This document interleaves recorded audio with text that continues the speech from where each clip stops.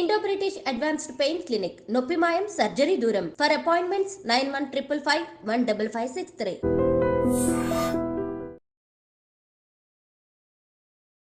Hi guys, welcome to I dream. నేను మీ చాణక్య. మంచువారింట్లో అలజడి.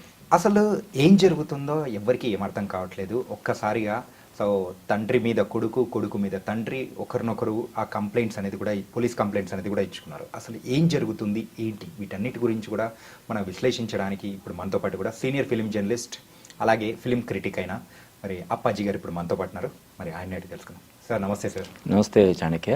Sir అసలు ఈ అలజడి గల కారణం ఏంటి? ఎందుకు ఇలాంటి అలజడి మెయిన్గా ఇప్పుడు ప్రెసెంట్ సర్క్యులేట్ అవుతుంది? ఏంటి అసలు దీని వెనకాల రీజన్స్ ఏంటి? అంటే ఇప్పుడు నువ్వు ఇందాక ఒకరి మీద ఒకరు పరస్పరం ఫిర్యాదులు చేసుకున్నారని చెప్పి అన్నావు. అది రాతపూర్వకంగా అయితే ఫిర్యాదులు చేసుకున్న ఇది లేదు. అంటే వాళ్ళు ఫోన్ చేసి అన్న కంప్లైంట్ ఇచ్చుకున్నారేమో తప్ప రాతపూర్వకంగా లేవు. అది మోహన్ బాబు నుంచి అధికారికంగా ఖండన కూడా వచ్చింది. మా కుటుంబంలో అటువంటి ఇదేం లేవు, దయచేసి ఇటువంటి వార్తలను ప్రసారం చేయకండి అని చెప్పి వాళ్ళ పిఆర్ఓ ఒక ప్రెస్ నోట్ కూడా పంపించడం జరిగింది. అవును సార్.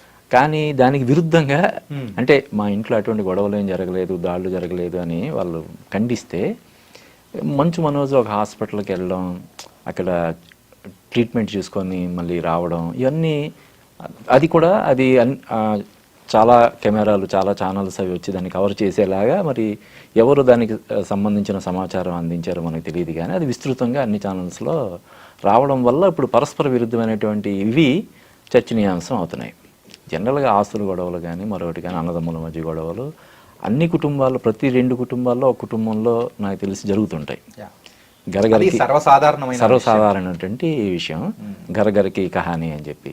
అయితే ఇది జనరల్గానే సెలబ్రిటీస్ సంబంధించిన ఇది కాబట్టి దీనికి ఎక్కువ మనం వార్తల్లో విస్తృత ప్రచారం కల్పించడం అనేది జరుగుతుంది.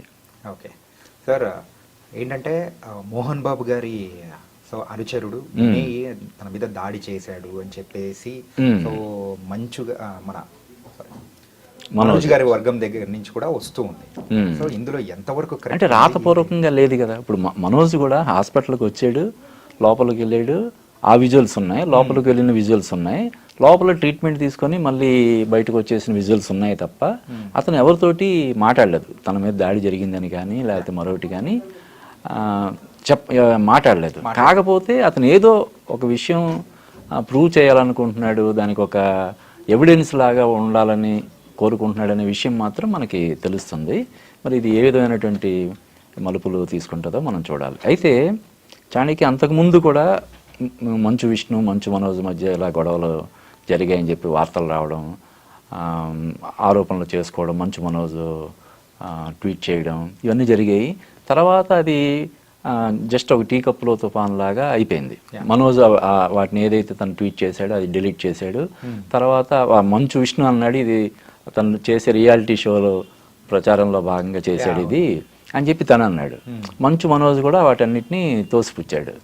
కాబట్టి ఇది కూడా ఒక 2-3 రోజుల్లో సద్దుమణిగా అవకాశం ఉంది. ఖచ్చితంగా వాళ్ళు కూర్చొని మాట్లాడుకొని సెటిల్ చేసుకునే అంశం కాబట్టి డెఫినెట్గా దీనికి కూడా అంటే మరీ రకరకాల మలుపులు తిరగడం, ఇంకా ఇది వివాదాస్పదం కావడం ఇటువంటి జరుగుతాయని నేను అనుకోవట్లేదు. త్వరలోనే దీనికి పూర్తిగా అంటే ఇక ముందు ఇటువంటి జరగకుండా ఆస్తులకు సంబంధించిన ఏదైనా అభిప్రాయ భేదాలు కానీ ఏమైనా ఉంటే సమస్య పోతుందని నేను అనుకుంటున్నాను. కానీ ఇంట్లో జరిగే మరి ఇష్యూస్ గురించి బయట వాళ్ళ కాన్సన్ట్రేషన్ ఎక్కువగా చూపించడం అనేది కూడా అంత కరెక్ట్ కాదేమో అని నేను అనుకుంటున్నాను. దీని గురించి మీరేమంటారు? అంటే శ్రీశ్రీ ఏదో ఒక ఇది ఉంటుంది, వ్యక్తుల ప్రైవేటు జీవితాలు వారి సొంతం, పబ్లిక్లోకి వస్తే ఏమైనా అంటామని చెప్పి. దీన్ని ఎవరైనా దీని గురించి చర్చించుకున్నారన్నా లేకపోతే డిబేట్ చేశారన్నా దాన్ని కూడా మనం తప్పు పట్టలేము. ఎందుకంటే సెలబ్రిటీ కదా, మోహన్ బాబు మామూలు ఇది కాదు కదా. ఆయన పద్మశ్రీ గ్రహీత, పెదరాయిల్ లాంటి ఎన్నో సూపర్ డూపర్ హిట్స్ ఉన్నాయి. రాజ్యసభ సభ్యుడిగా కూడా ఆయన చేశాడు. తెలుగుదేశం పార్టీలో ఒకప్పుడు క్రియాశీలకంగా ఉన్నాడు. తర్వాత వైసీపీ తరపున కూడా కొంత ప్రచారం చేశాడు. తర్వాత ఇంక రాజకీయాల నుంచి ఇంక నేను తప్పుకుంటున్నానని చెప్పడం జరిగింది. అంటే వీటన్నిటికంటే కూడా ఆయన నిర్వహించే తిరుపతిలో ఆయన నిర్వహించే విద్యానికేతన్ అనేది చాలా మన స్టేట్లోనే మన 2 రాష్ట్రాల్లో కూడా one of the leading education institutions. కాబట్టి ఆయన ఇన్స్టిట్యూషన్స్లో చదువుకున్న వాళ్ళే కొన్ని వేల మంది లక్షల మంది ఉంటారు. అందువల్ల చర్చనీయాంశం అవడం అన్నది పెద్ద ఇదేం కాదు, ఇష్యూ కాదు. దాన్ని వీళ్ళు ఎలాగా ఇది చేసుకుంటారన్నది మనం చూడాలి. అండ్ మంచు విష్ణు గారు లేని సమయంలో ఇలా జరగడం అనేది అయింది. సో ఇప్పుడు మంచు విష్ణు గారు కూడా దుబాయ్ నుంచి రిటర్న్ వస్తున్నారు. ఓకే. సో వచ్చిన తర్వాత ఈ ఇష్యూని ఎలా ముందుకు తీసుకెళ్లే అవకాశాలు? అదే అందరూ కూర్చొని సాల్వ్ చేసుకుంటారని. అంటే ఇది నలుగురు నోళ్ళల్లో నానడం అనేది ఎవరికి మంచిది కాదు కదా. కాబట్టి ఖచ్చితంగా వాళ్ళు రిజాల్వ్ చేసుకుంటారు. అయితే ఇక్కడ నాకు పర్సనల్గా నాకేమనిపిస్తుందంటే ఇప్పుడు దీనికి సంబంధించి వివాదానికి సంబంధించిన ఏంటి ఆస్తులకు సంబంధించని కదా.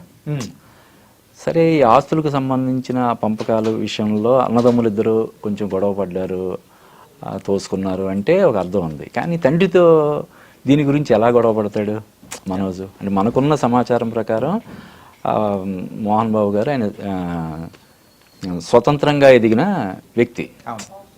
చిన్న స్థాయి నుంచి అంచెలంచెలుగా ఒక పెద్ద స్థాయికి ఎదిగిన వ్యక్తి. బహుశా ఇవన్నీ కూడా ఆయన సంపాదించినవే తప్ప వారసత్వంగా సంక్రమించిన ఆస్తులు ఎక్కువ ఉంటాయని నేను అనుకోవట్లేదు. ఉంటే 2 ఎకరాలు 3 ఎకరాలు అలాగ ఉంటాయేమో తప్ప ఇలాగ గొడవలు పడే రేంజ్లో ఉండే ఆస్తులు నాకు తెలిసి వారసత్వంగా ఆయనకి సంక్రమించి ఉండవు. మోహన్ బాబు గారి జీవిత చరిత్రను ఒకసారి తీసుకుంటే ఇప్పుడు వస్తున్న ప్రతి ఒక్క ఆస్పైరింగ్ యాక్టర్స్ గానీ ఒక బుక్ లాగా గైడ్ లాగా తీసుకోవచ్చు. అవును, అంటే అది చిన్న స్థాయి నుంచి ఒక డైరెక్షన్ డిపార్ట్మెంట్ లో వర్క్ చేసి తర్వాత విలన్ గా చేసి తర్వాత హీరోగా, అంటే ఏ పెద్ద హీరోకి తీసిపోనన్ని విజయాలు వరుసగా back to back black busters కొట్టి కలెక్షన్ కింగ్ అనే ఒక బిరుదుని సంపాదించుకొని రాజకీయాల్లో కూడా తనదైన ముద్ర వేసి ఈ రేంజ్కి వచ్చిన వ్యక్తి కుటుంబంలో ఇటువంటి జరగడం అనేది కొంచెం బాధాకరమైనప్పటికీ కూడా అన్ని కుటుంబాల్లో జరిగే ఇదే కదా. సెలబ్రిటీస్ కాబట్టి ఎక్కువ దాని గురించి